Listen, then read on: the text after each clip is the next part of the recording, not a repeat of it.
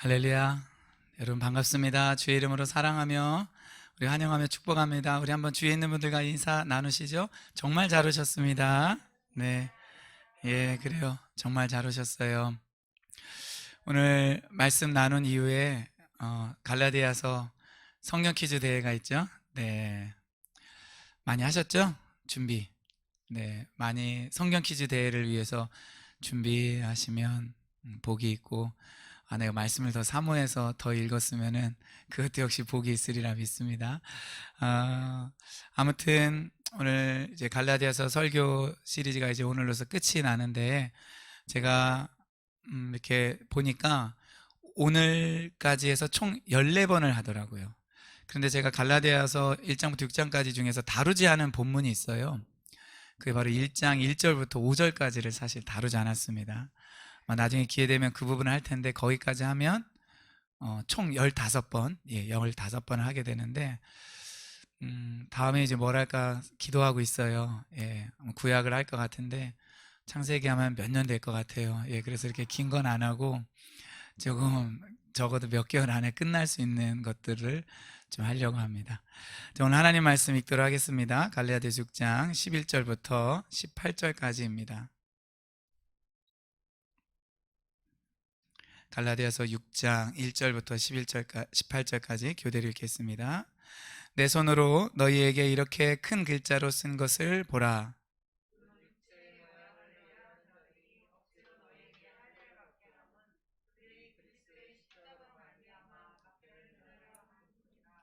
할례를 받은 그들이라도 스스로 율법은 지키지 아니하고 너희에게 할례를 받게 하려 하는 것은 그들이 너희 육체로 자랑하려 함이라.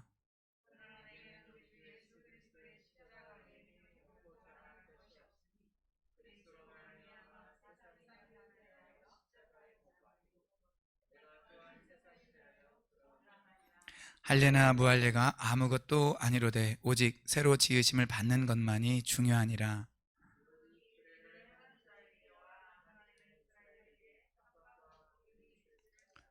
이후로는 누구든지 나를 괴롭게 하지 말라. 내가 내 몸에 예수의 흔적을 지니고 있노라.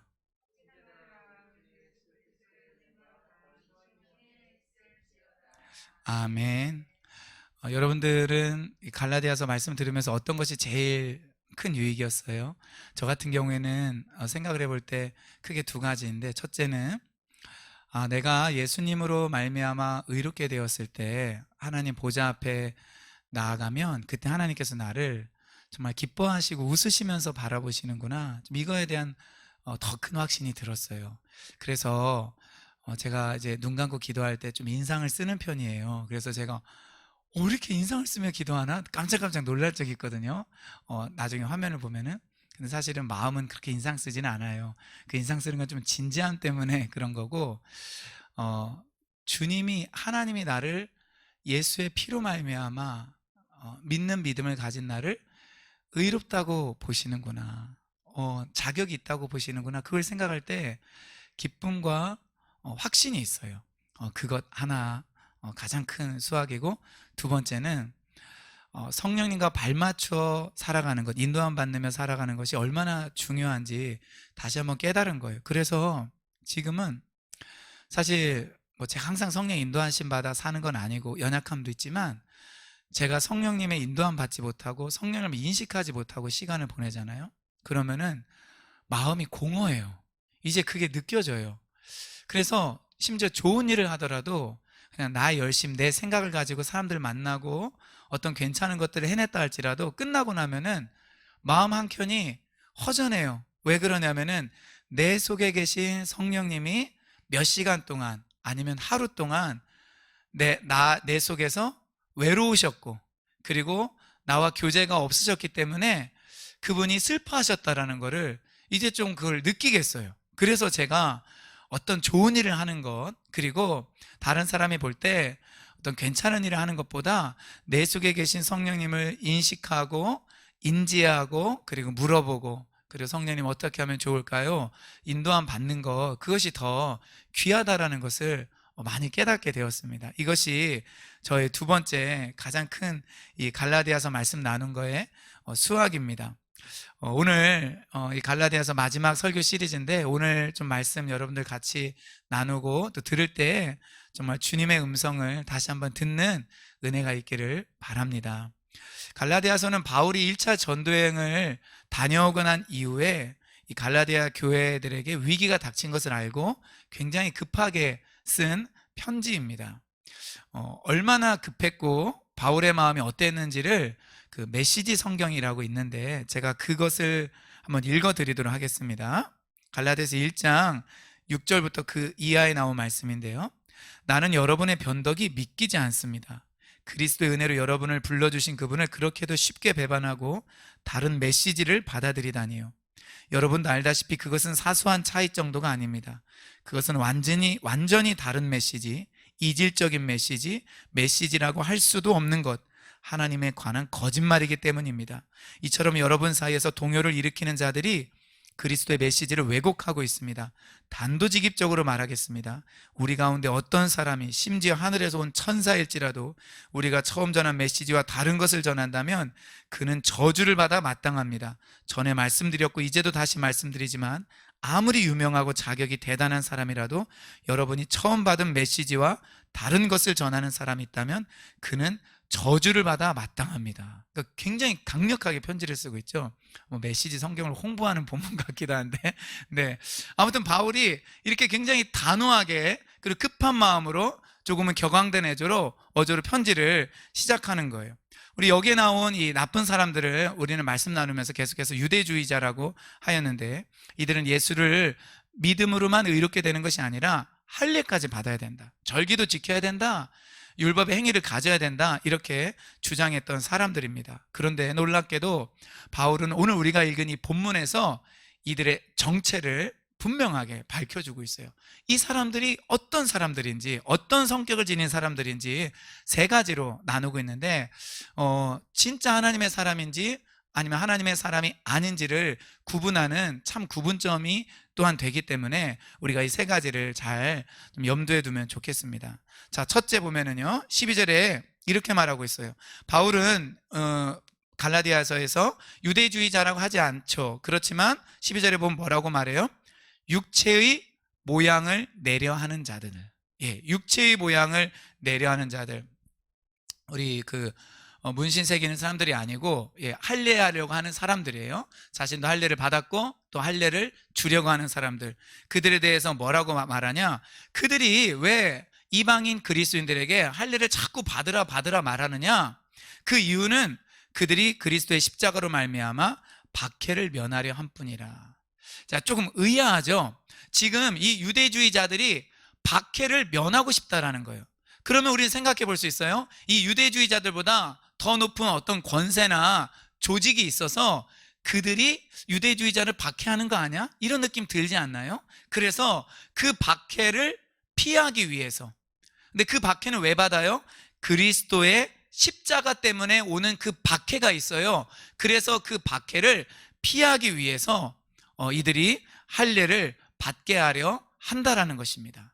자, 지금 갈라디아 성도들은 예수님을 믿어요, 안 믿어요? 믿어요. 이들은 이미 그리스도의 십자가를 믿는 사람들이에요.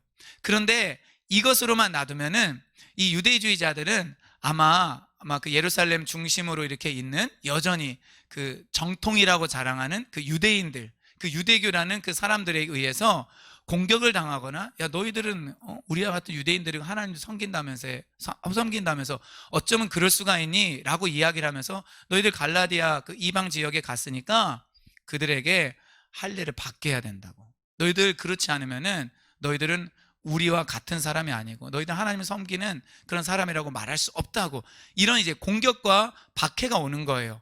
그러니까 이방인 그리스도인들이 십자가를 믿고 예수님을 믿는 것은 막을 수는 없지만 이미 믿음을 가졌기 때문에, 그러나 할례까지는 꼭 베풀어야 되겠다 이렇게 생각하는 거예요. 그래서 이들이 박해를 피하려고 하였던 것입니다. 즉 그들은 자신들을 보호하고 박해를 피하기 위해서 이방인들에게 할례를 강요했던 거예요. 그러니까 이방인들이 정말 진짜 하나님의 백성이 되고 이방인들이 할례를 받아서 떳떳하게 유대인들처럼 너 유대인화 되고 이런 거에 관심 없어요. 자기들이 받는 박해를 피하기 위해서 다른 사람에게 그것을 강요한다라는 것입니다. 굉장히 좀 불쾌감이 차오르기 시작해요. 다음 구절 이제 더 설명을 하면은 여러분 열이 확 오를지도 모르겠어요. 자, 그런데 우리는 여기에서 좀 박해에 대해서 생각해 볼 필요가 있습니다. 지금 이 유대주의자들은 그리스도의 그 십자가 때문에 박해를 받으려고 해요? 아니면 피하려고 해요? 이들은 박해를 피하려고 해요. 그런데 우리는 어떤 사람이죠? 우리 그리스도인들은 그리스도의 십자가 때문에 사실은 박해를 받으려고 하는 자들입니다. 여러분 꼭 이것을 명심해야 돼요. 박해는요 옵션이 아니에요. 박해는 초이스가 아닙니다. 박해는 선택이 아니라 박해는 필수예요. 그리스도인들에게 있어서 박해는 필수입니다. 우리 산상수훈 5장에 보면은 팔복이 나오는데 팔복의 이 마지막 번째 보면 이런 말씀이 나옵니다. 마태복음 5장 10절부터 12절을 한번 우리 같이 읽어봐요. 시작. 의를 위하여 박해를 받은 자는 복이 있나니 천국이 그들의 것임이라. 나로 말미암아 너희를 욕하고 박해하고 거짓으로 너희를 거슬러 모든 악한 말을 할 때에는 너희에게 복이 있나니 기뻐하고 즐거워하라. 하늘에서 너희의 상이 큼이라. 너희 전에 있던 선지자들도 이같이 박해하였느니라. 세 구절이 나왔는데 각 구절에 박해가 있어요. 무엇을 위한 박해냐? 의를 위하여 받는 박해입니다. 의라는 건 뭐죠? 하나님의 그 말씀을 따라 살 때, 예수 그리스도의 법을 따라 살 때 나타나는 그 삶의 특징이 의예요. 그러니까 순종하며 사는 사람들에게 나타나는 특징, 제자의 길을 걷는 사람들에게 나타나는 특징, 십자가의 길을 걷는 사람, 자기 십자가를 지는 사람에게 나타나는 특징이 바로 의인데, 그 의를 위하여 박해를 받는다라는 거예요. 무슨 말이에요? 그러니까 사람들이 우리를 공격하고 박해한다 할지라도 내가 가야 될 주님의 제자의 길을 가는 것을 가리키는 거예요. 여러분, 그런 박해를 받을 때 예수님 우리에게 뭐라고 말하느냐? 기뻐하고 즐거워하라. 하늘에서 너희의 상이 크다. 전에 있던 선지자들도 이같이 박해했다라고 이야기를 하는 것입니다. 그러면 우리는 갈라디아 지역에 있었던 그 유대주의자들처럼 십자가 때문에 박해를 피하는 자들이 아니라 오히려 그 십자가를 증거하는 그 삶으로 인하여서 박해받기를 기꺼이 선택하고 이것은 너무나 당연한 것이다, 이렇게 여기기를 바라요. 여러분, 지금 삶 가운데 박해가 없으신 분 한번, 거의 다 없죠. 솔직히 말하면 박해 없죠. 지금 우리가 뭔가 조금 잘못된 부분이 있어요. 우리가 진짜 적극적으로 의를 행하다 보면은 물론 착한 일을 하기 때문에 세상에 칭찬을 받기도 하지만 그리스도인다운 삶을 살려 할 때는 반드시 박해가 따라올 수밖에 없습니다. 지금 없으신 분들은 나중에 그동안 없었던 박해를 조금 우리가 연단 받고 난 다음에 강해져서 이렇게 축적된 박해를 받을 수 있으니까 잘 그 때를 대비하셨다가 고난이 좀 세게 올 때 두려워하거나 당황하지 마세요. 이거는 내가 감당할 만한 그 그릇과 분량이 되기 때문에 하나님이 나에게 지금 주시는구나. 나 이 박해 견디고 나는 받고 이것을 자랑스럽게 생각해야 되겠다. 여러분, 그렇게 여기시기를 바랍니다. 자, 이 유대주의자들의 두 번째 특징은 뭐냐? 그들이 율법을 지키지 않았다라는 거예요. 13절에 보면은 할례를 받은 그들이라고 말하면서 그들은 스스로 율법은 지키지 아니한다라고 말합니다. 자, 여러분, 이건 완전히 신앙의 핵심에서 그들이 이탈했다라는 것을 보여줘요. 바울이 갈라디아에서 말하는 게 뭐냐면은 그 유대주의자들은 율법의 행위를 가지고 의롭게 되려고 한다라고 말해요.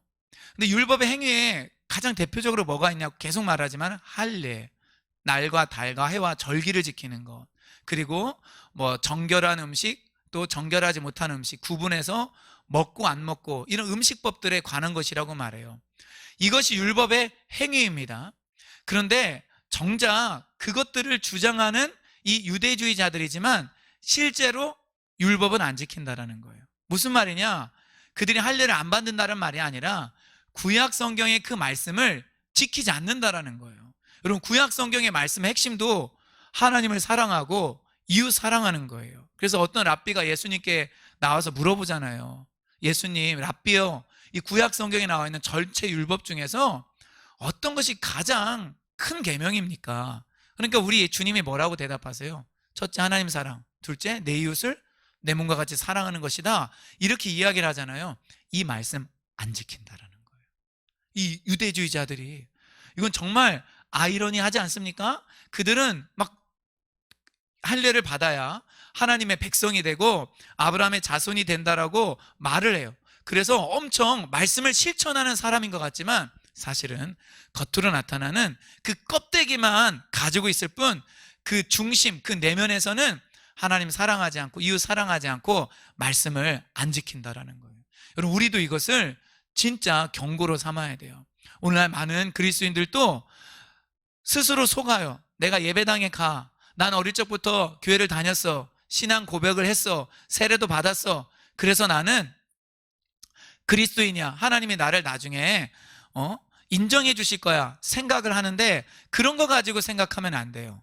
뭘 가지고 생각해야 되냐? 내가 하나님의 말씀을 따라 살고 있느냐, 내가 하나님을 진짜 사랑하고 나의 이웃을 사랑하느냐, 원수를 사랑하고 박해하는 자를 위해서 내가 기도하느냐, 이것을 가지고 나의 신앙을 점검해야 된다라는 것입니다. 여러분, 얼마 전에 어느 집사님이 이제 우리 교회 북한 선교에 대한 비전이 있는 것을 알고 이 북한 선교를 위해서 조금 사용해 달라고 하면서 약정을 했어요. 수천만 원의 돈을. 제가 몇 개월이 지나면은 그 수천만 원의 돈을 목사님 교회에 제가 헌금하겠습니다. 목사님과 목사님 교회 믿을만 하니까 그 북한 선교 위해서 사용해 주세요. 그래서 제가 사실은 굉장히 깜짝 놀랐습니다. 이 하나님께서 우리 교회를 향해서 정말 어떤 생각을 가지고 계실까? 저는 몇 천만 원의 돈을 사실은 최근에 구한 적이 있어요. 왜 구했냐면은 우리 잘 알고 있는 것처럼 그 2층 계약하기 위해서 계약금이 필요하니까 주여 몇 천만 원을 좀 주시옵소서. 계약금이 필요합니다. 그리고 계약금뿐만 아니라 그 이상의 돈도 들 텐데 주님 좀 뜻을 보여주시옵소서. 작은 구름이라도 좀 보게 하여 주시옵소서. 이렇게 기도할 때 사실은 제가 어떤 굉장히 돈이 많아 보이는 그런 할머니를 좀 만나게 됐어요. 우연히. 그분이 이제 교회에 찾아오셨는데 그분이 이제 뭐 자기 간증도 하고 이러면서 조금 사실 헌금하고 싶어서 우리 교회에 왔다고 그러더라고요. 그러면서 제가 이런 이제 2층에 대한 비전들을 말하니까 이래서 하나님께서 저를 이곳에 보내셨군요. 목사님 이제 돈 걱정하지 마세요. 그러더라고요. 그래서 제가 정말 깜짝 놀랐어요. 물론 그 할머니는 가짜였습니다. 네. 그래서 제가 아주 황당하고 당황하는 사건을 겪기도 했어요. 나중에 좀 자세하게 말씀드릴게요. 아마 여러분들은 저와 같이 멘붕에 빠질 거예요. 네, 정말 충분히 멘붕에 빠질 것입니다. 자, 그런데 그 할머니가 말한 그 돈은 실제로 우리 교회에 오지도 않았고 필요하지도 않게 되었어요. 그리고 이제 조금 후면은 이 4월 달에 이제 새로운 곳에 들어오게 되는데 그런 기대감이 있어요. 하나님께서 우리가 이 2층으로 올라가진 않았지만은 2층을 새로 얻진 않았지만은 어떤 특별한 계획을 가지고 있을 것이다. 제 마음에 이것이 좀 믿음으로 들어오기 시작해요. 근데 분명하고 중요한 것은 뭐냐? 북한 선교든 그리고 2층을 통하여서 하나님이 하시는 일이든 우리가 기도하여서 이것을 쌓는다라는 것입니다. 기도를 해야 돼요. 어떤 기도는 굉장히 짧은 시간에 집중적으로 해서 그 결과를 거두는 기도가 있지만 아주 중요한 기도는요, 오랜 시간 기도하고 하나님의 뜻을 물어보는 그런 기도들이 필요한 거예요. 예를 들면은 결혼에 관한 기도, 직장을 얻는 기도, 그렇죠? 집을 얻는 기도들, 이런 것들은 기도를 쌓아야 되는 거예요. 또 우리 교회가 뭐 어느 비전을 갖고 또 장소에 관해서도 어떻게 해야 되는지 이런 기도들은 쌓아야 되는 것입니다. 그런데 하나님께서 우리가 생각하는 2층은 아니지만 기도를 쌓을 수 있는 시간을 주셨고 또 북한 선교에 대한 그 비전을 우리가 가지고 있었는데 그것을 실제적으로 더 품고 기도할 수 있는 그런 계기를 마련해 주셨어요. 제가 이 말씀을 왜 드리냐면은 율법을 지킨다는 것은 무엇이냐? 그것은 바로 사랑을 실천하는 거예요. 구약 성경으로 말하면은 나그네를 압제하지 아니하고 고아와 과부를 돌보는 것입니다. 그래서 실제적으로 우리 가운데 가난한 사람들을 돕고 교육 환경이 필요한 사람들에게 그런 교육들을 제공하고, 그리고 같이 시간을 내서 우리가 이야기할 그런 대상들이 필요하면 그분들과 같이 시간을 보내주는 것, 이것이 진짜 사랑이에요. 저는 우리 교회가 이것을 실천할 수 있는 교회가 되기를 바랍니다. 자, 할례주의자들의 세 번째 그 특징이 뭐냐면은 13절 후반부에 나와 있는 것처럼 그들이 너희의 육체로 자랑하려 한다라는 것입니다.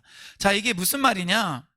여러분, 예전에는, 물론 지금도 저는 그럴 수 있다고 보는데, 유대인들이 이방인 한 사람 개종시키면은 그것을 굉장한 프라이드로 여겼어요. 아, 이방인이 할례를 받고 유대교에 입교한다. 그쵸? 그리고 그 증거로 그들은 할례를 요구했거든요. 그래서 유대의 그 전통을 따르게 하고 율법을 지키게 하였다. 그래서 그런 개종자들을 얻으면은 그들은 그것을 자랑거리로 삼았어요. 우리 율법의 추종자 아브라함의 후손을 내가 몇 명 더 만들었다, 나 몇 명 할례 받게 했어, 이것을 자랑거리로 여겼다라는 거예요. 지금 그것을 말하고 있는 것입니다. 이 유대주의자들이, 갈라디아 성도들이 할례를 받으면 그것을 가지고 자랑하는 거예요.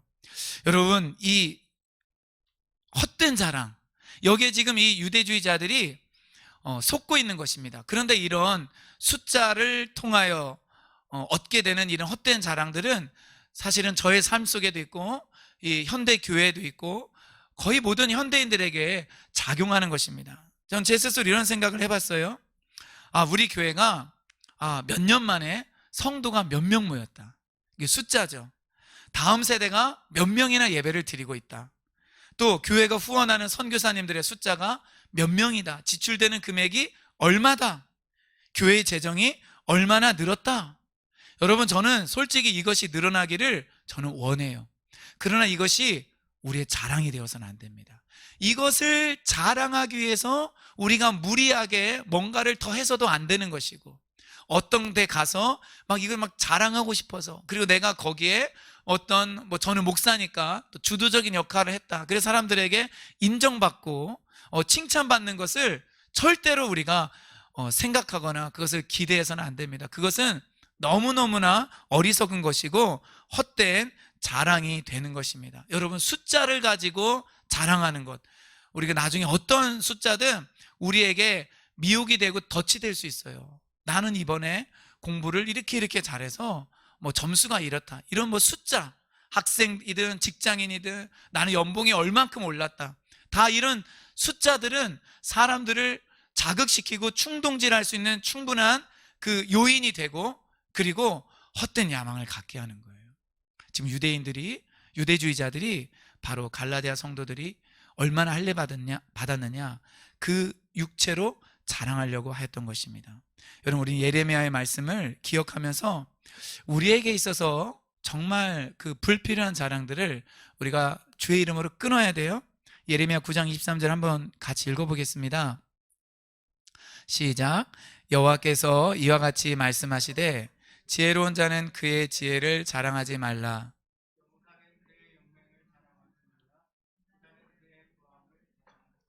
네, 지혜와 용맹과 부함은 지금도 가장 필요한 것들이죠. 그런데 그것이 있다고 해서 자랑하지 말라고 이야기를 하고 있습니다. 바울은 이들의 이런 위선을 먼저 고발하고 있는 거예요. 근데 여러분, 이 세 가지는 앞서 말씀드린 것처럼 우리도 얼마든지 속을 수 있는 거예요. 그렇기 때문에 나에게 이런 것들이 있는지 없는지 살펴보기를 바랍니다. 바울은 이제 그들을 고발하면서 자기의 자랑에 대해서 이야기를 해주고 있어요. 우리 14절 말씀을 같이 한번 읽겠습니다. 시작. 그러나 내게는 우리 주 예수 그리스도의 십자가 외에는 결코 자랑할 것이 없으니 그리스도로 말미암아 세상이 나를 대하여 십자가에 못 박히고 내가 또한 세상을 대하여 그러하니라. 말이 참 어렵기 때문에 이거를 너무 막 문법적으로 따지면은 좀 이렇게 정신적으로 데미지를 입어요. 제가 예전에 그랬거든요. 도대체 이게 무슨 말이야, 세상이 나에 대하여서 십자가에 못 박히고 내가 세상에 대하여 십자가에 못 박히고, 그렇죠. 좀 그 의미들 좀 생각해 보도록 하겠습니다. 근데 여러분, 먼저 우리가 생각해 볼 것은, 바울은 왜 예수 그리스도의 십자가 외에는 결코 자랑할 것이 없다고 말했을까요? 빌립보서나 이런 데 보면은 바울은 예수님을 만나기 전에 자랑할 것들이 많았잖아요. 난지 8일 만에 할례를 받고 정통 유대인의 교육을 받았고 로마의 시민권도 갖고 있었고 부족함이 없었던 사람이에요. 근데 바울은 예수 그리스도의 그 가치에 대해서 눈을 떴기 때문에 그 모든 것들을 배설물처럼 여겼다라고 신앙 고백을 합니다. 근데 저는 또 다른 바울의 이 서신서를 읽어보면서 바울이 왜 그리스도의 십자가만을 자랑하게 되었을까 좀 생각해 보게 되었습니다. 고린도전서 1장 22절부터 24절 말씀을 우리 한번 읽도록 하겠습니다. 시작. 유대인은 표적을 구하고 헬라인은 지혜를 찾으나 우리는 십자가에 못 박힌 그리스도를 전하니 유대인에게는 거리끼는 것이요 이방인에게는 미련한 것이로다.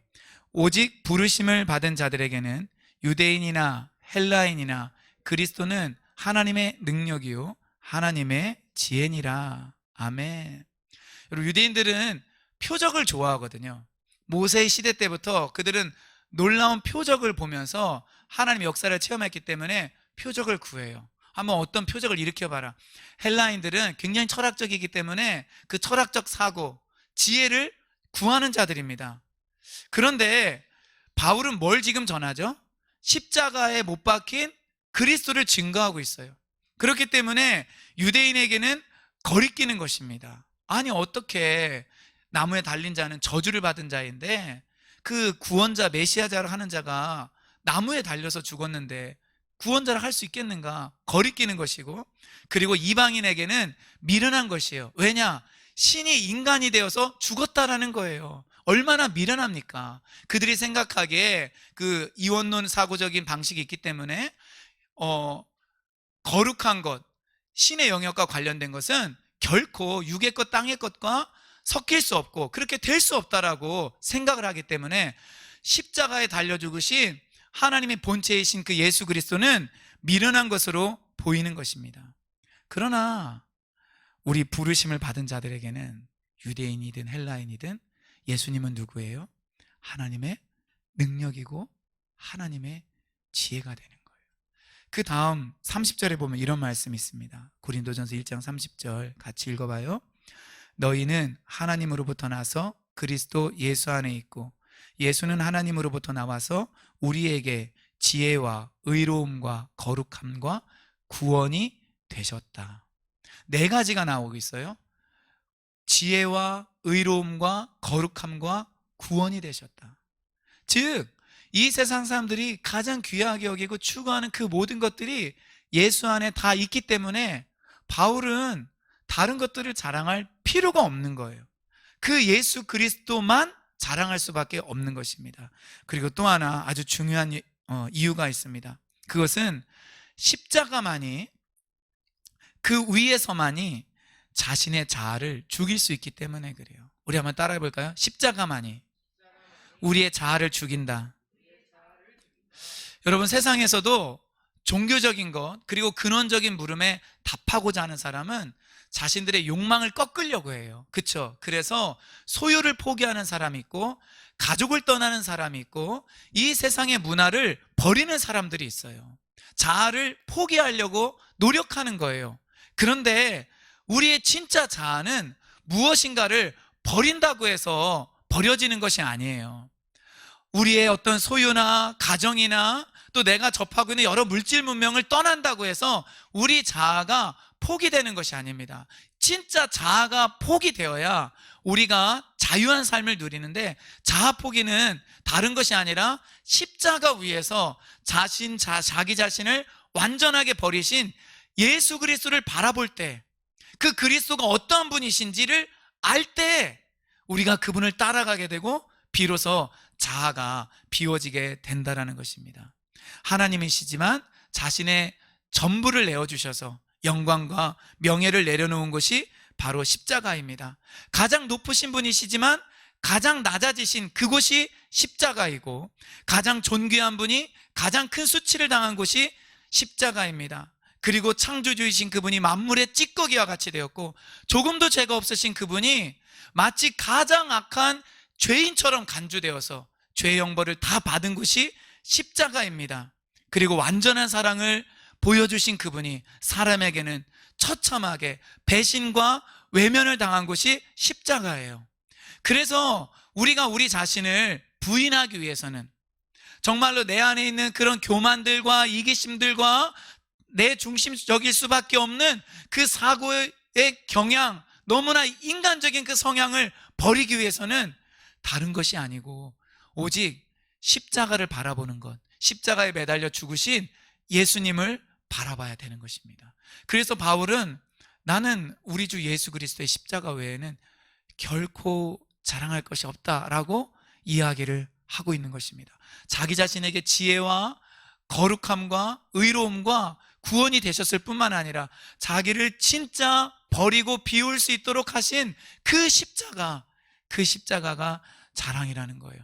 저는 첫 번째 이유도 물론 말할 것도 없이 너무 중요하지만, 좀 말씀을 준비하면서 하나님이 저에게 갑작스럽게 이 깨달음을 주시더라고요.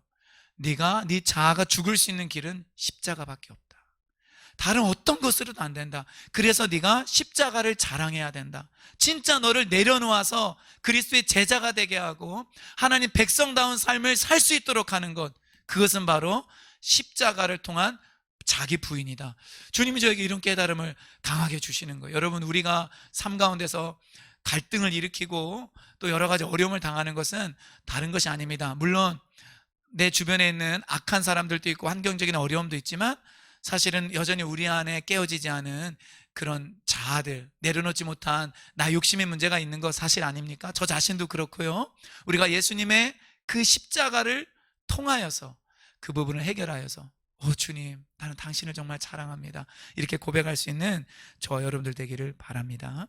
자, 바울의 두 번째 고백은 뭐냐면은 새로운 피조물이 중요하며 그 피조물이 규범을 따라 행해야 된다라는 것입니다. 우리 15절을 한 번 더 같이 읽겠습니다. 15절입니다. 시작. 할례나 무할례가 아무것도 아니로되 오직 새로 지으심을 받는 것만이 중요하니라. 아멘. 여기 새로 지으심을 받는 것, 이 부분과 헬라어로 똑같은 부분이 우리가 잘 아는 고린도서 5장 17절에 나와 있어요. 그런 즉 누구든지 그리스도 예수 안에 있으면 새로운 피조물이라. 그 새로운 피조물과 새로 지으심을 받는 것이 그냥 헬라어 자체가 그냥 아예 똑같아요.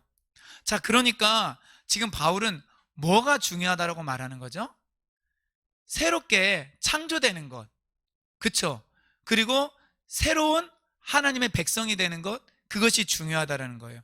할례나 무할례는 아무 의미가 없다라는 거예요. 할례를 어떤 사람이 받았든 할례를 받지 않았든 그것은 문제가 안 된다라는 것입니다. 그 사람이 그리스도를 믿음으로 성령의 역사로 말미암아 새로운 백성이 되었느냐, 그것이 중요하다라는 거예요.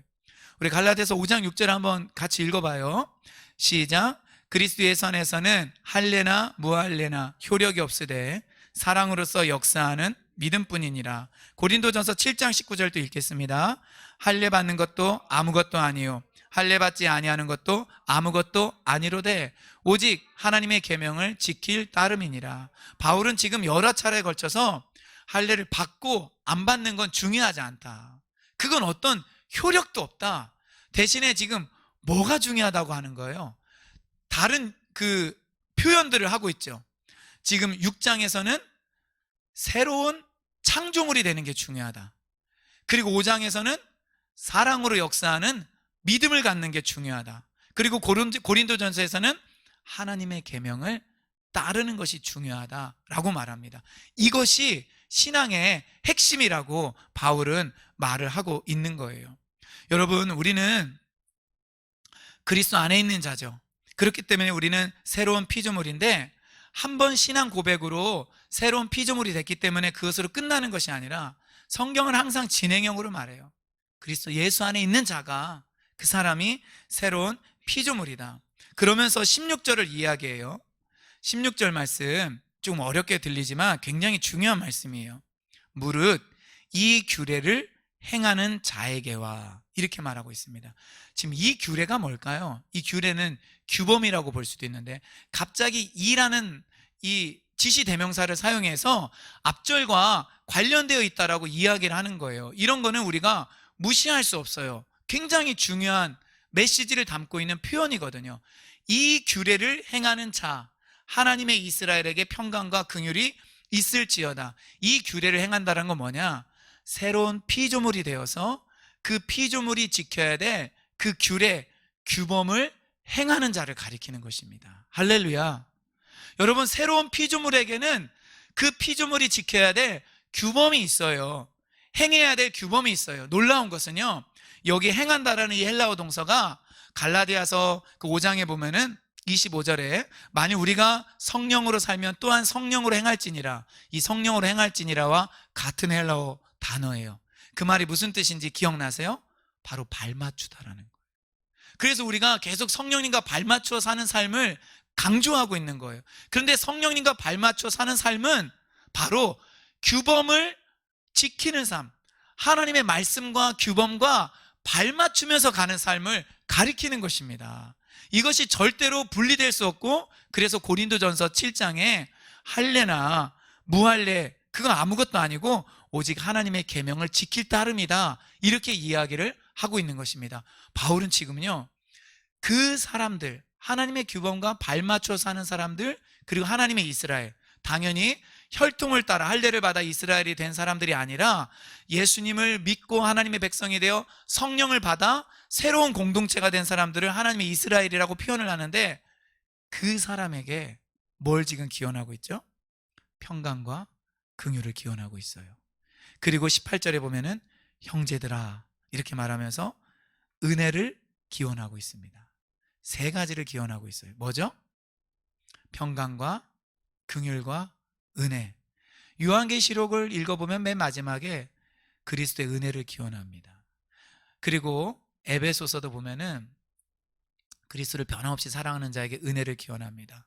또 베드로서 이런 데 보면은, 베드로 후서 이런 데 보면은 역시 은혜를 기원해요. 그리고 다른 바울의 편지를 보면은 은혜와 평강이 있기를 바랍니다. 그런데 이 갈라디아서는 은혜와 평강과 하나 더 긍휼을 기원해요. 그리고 바울의 영적인 아들인 디모데에게 쓴 편지를 보면은 이 세 가지가 또한 같이 나옵니다. 한번 보여주시죠. 우리 읽겠습니다. 시작. 믿음 안에서 참 아들 된 디모데에게 편지하노니 하나님 아버지와 그리스도 예수 우리 주께로부터 은혜와 긍휼과 평강이 내게 있을지어다. 아멘. 저는 좀 마음이 짠해요, 솔직히. 디모데를 생각할 때, 물론 디모데를 생각할 때 제가 마음이 짠할 처지는 아니죠. 예, 아주 훌륭하게 잘 살다가 가셨고 뭐 몇천 년 선배분이기 때문에 제가 따라가야 될 사람이지만, 바울이 디모데를 생각했을 때 그 마음을 생각해 보면 마음이 짠하다는 거예요. 연소한 목회자예요. 그래서 바울이 은혜와 평강뿐만 아니라 긍휼을 기원하고 있어요. 긍휼은 자비죠. 불쌍히 여기는 거죠. 그래서 연약하고 자격이 없지만 품어주는 것이 바로 긍휼입니다. 바울은 지금 갈라디아에 있는 그 성도들에게 이 세 가지를 기원하고 있어요. 은혜와 평강뿐만 아니라 긍휼을 기원하고 있는 것입니다. 저는 바울의 마음이 참 그래서 너무 귀하다는 생각이 들어요. 여러분, 우리도 다른 사람들에게 정말 은혜가 있기를, 또 평강이 있기를 바랄 뿐만 아니라 긍휼의 마음을 가지고 이 긍휼의 마음으로 기도해주고 사랑을 실천할 수 있는 우리가 될 수 있기를 바라요. 그래서 냉정하거나 냉철하거나 딱딱하거나 뾰족하지 아니하고, 하나님 우리에게 놀라운 사랑을 나에게 먼저 주셨기 때문에 어떤 사람을 볼 때 완벽해 보이고 많은 것들을 가졌기 때문에 괜찮아, 우리가 신경 쓰지 않아도 돼, 이렇게 하는 것이 아니라 참 저 사람의 그 마음이 어떤 면에서 굉장히 어렵고 힘들 것이라는 것을 이해하고 품어줄 수 있어야 돼요. 그것이 저는 바로 목자의 마음이라는 생각이 들어요. 예수님께서 많은 무리들을 보실 때 무엇이 없는 양처럼 보셨죠? 목자 없는 양처럼 보셔서 불쌍히 여기셨거든요. 그것이 굉장히 중요한 것입니다. 여러분, 여기 있는 우리 모든 사람들, 우리 성도님들 마음 가운데, 또 온라인으로 같이 예배를 드리는 분들 마음 가운데 이 긍휼의 마음이 더욱더 넘쳐나고 넘쳐나기를 주님의 이름으로 축원드립니다. 자, 바울의 세 번째 신앙 고백 17절을 보겠습니다. 함께 읽도록 하죠. 이후로는 누구든지 나를 괴롭게 하지 말라. 내가 내 몸에 예수의 흔적을 지니고 있노라. 아멘. 흔적이 헬라어로 무엇인지 여러분 혹시 들어보신 적이 있으세요? 스티그마라고, 아마 들어본 적도 있을 것 같아요. 헬라어에 딱 한 번밖에 안 나오는 단어예요. 스티그마, 흔적, 흉터라고도 볼 수 있습니다. 여러분, 스티그마는 당시 노예나 동물이나 특히 노예들 중에서는 심각한 죄를 지은 노예들에게 이렇게 찍었던 그런 낙인과 같은 그런 표시예요. 이거를 스티그마라고 해요. 바울은 지금 자기의 몸이라고 하고 있어요. 분명하게 몸에 예수의 흔적을 가지고 있대요. 바울은 복음을 전하다가 너무나 많이 매를 맞고 고통을 당하고, 그쵸? 그리고 사람들에게 돌도 맞고 공격을 당했기 때문에 몸 여기저기에 이 상처의 흔적이 있습니다. 이 스티그마를 헬라어로 보면은요, 복수로 되어 있어요. 그러니까 한 군데만 복음을 전하다가 그 매를 맞고 그리고 돌을 던져서 생긴 흔적이 있는 것이 아니라 여러 군데 흔적이 있는 거예요. 그러니까 바울의 몸을 이렇게 딱 벗겨보면은, 같이 우리 바울 사도랑 목욕탕을 가면은 깜짝 놀라는 거예요. 우리 조폭들 보면은 칼빵 있죠. 그리고 실제 그 전쟁에 참여했던 사람들 보면은 이 총탄이 지나간 흔적이나, 그리고 몸에 들어갔는데 그것을 총알을 뺀 흔적이 있는 사람들도 있죠. 그 흔적을 보고서 그들이 누군지 알 수 있는데, 우리 사도 바울의 같은 경우 매 맞고 돌 맞고 너무나 많은 여러 가지 고문을 당한 이 흔적들이 그의 몸에 가득하다라는 것입니다. 그 스티그마가 바울에게 있는 거예요. 그래서 바울이 지금 뭐라고 말하냐면은, 나 지금 내 몸에 예수의 흔적을 가지고 있기 때문에, 예수의 흔적들을 지니고 있기 때문에 누구든지 이제 나 더 이상 괴롭게 하지 말라. 자기 지금까지 너무 괴로운 시간 많이 보냈고 복음을 위해서 힘썼는데, 갈라디아 성도들이라면은 이제라도 정신을 차리고 할례 받으려고 하는 생각 버려라. 그리고 갈라디아 성도들 미혹하는 그 유대주의자들은 너희들은 저주를 받을 수 있기 때문에 그 행위를 얼른 돌이켜라. 이렇게 바울이 말하고 있는 것입니다. 여러분에게 있는 예수님의 흔적은 무엇인가요? 말씀을 준비하면서 내 몸에 무슨 예수의 흔적이 있나 생각을 해봤습니다. 근데 아무리 찾아봐도 예수의 흔적이 없어요. 제가 매를 맞은 것도 아니고, 아니면은 뭐 예수님 때문에 많이 굶어서 뭐 살이 쏙 빠진 것도 아니고, 예수님 때문에 내가 어릴 적부터 뭐 금식기도 많이 하면서 어디 몸이 막 약하거나 병들거나 그런 것도 아니에요. 예수의 흔적이 없어요. 그러나 그 마음, 소원은 들었어요. 뭐냐? 내 삶에 예수의 흔적은 남기고 싶다. 내 삶에 예수의 흔적은 남기고 싶다. 내가 예수님을 위해서 포기하고 갖지 못한 것이 흔적으로 남기를 바라고, 내가 예수님을 위해서 누군가를 사랑하면서 품었던 것들이 흔적으로 남기를 원하고, 그리고 내가 예수님을 위하여 드렸던 것들이 흔적으로 남기를 원하는 그런 마음이 생겼습니다. 여러분, 우리가 진짜 자랑해야 될 것, 예수 그리스도의 십자가이죠. 그리고 우리는 예수의 흔적을 가진 자로서 그렇게 살아야 됩니다. 특별히 새로운 피조물의 규범을 가지고 살아야 되는 거예요. 갈라디아서 이제 말씀을 좀 정리를 하고 우리 기도하기를 바랍니다. 보통 갈라디아서나 이 로마서를 말할 때 이신칭의 믿음으로 이롭게 된다, 이것을 굉장히 귀하게 여기죠. 그러나 신앙은요, 이것만 말하면 위험해요. 저는 이제 대놓고 말할 수 있습니다. 이신칭의만 말하면 위험한 신앙이에요. 가짜 신앙입니다. 온전하지 못해요. 구원을 줄 수가 없습니다. 오히려 사람들을 미혹하는 거예요. 이신칭의는 출발입니다.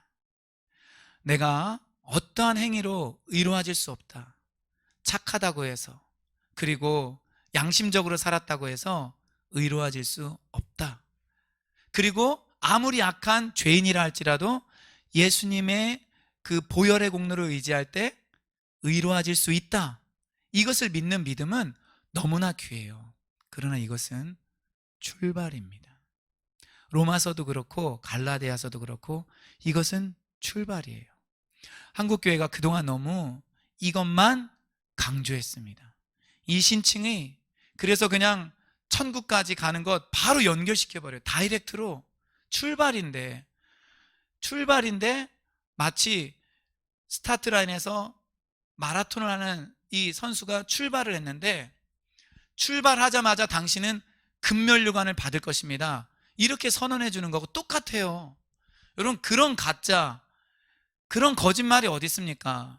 여러분, 이 마라톤 대회 출전하지 않았지만은 경기하는 거 보세요. 출전하는 선수들에게 심판관이 여러분 여기서 출발만 하면 여러분은 나중에 무조건 월계관을 받을 것입니다. 그렇게 말하는 심판관이 어디 있어요? 인내해야 된다고 말하는 거예요. 포기하지 말라라고 말하는 거예요. 끝까지 결승선까지 가야 된다라고 말하는 거예요. 신앙은 그런 것입니다.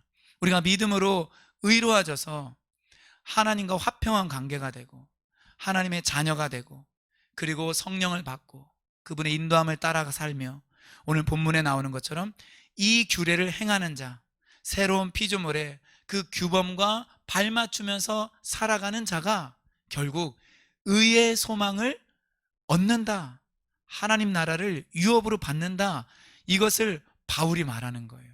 그럼 여러분 절대 어디 가서 그냥 믿기만 하면 그냥 다 천국 가고 이런 데 속을 뿐만 아니라 그런 거에 너무 익숙해져 있는 그런 사람들, 그래서 자기는 교회 다닌다고 말하지만 사랑이 없는 삶을 사는 사람, 그리고 말씀대로 살지 않는 사람, 성령과 무관하게 사는 사람들에게는 진지하게 우리가 말해줘야 될 의무가 있는 것입니다. 여러분, 정말 이것은 우리에게 아주 중요한 하나님이 주신 저는 임무라고 생각해요. 그리고 이 복음이 진짜 우리를 자유롭게 해준다라고 믿습니다. 여러분, 여기까지 오시는 동안 수고 많았고 성령과 발맞추는 삶, 또 새로운 피조물의 그 규범과 발맞추는 삶을 포기하지 않고 나아가는 저 여러분들 되기를 주의 이름으로 축원드립니다.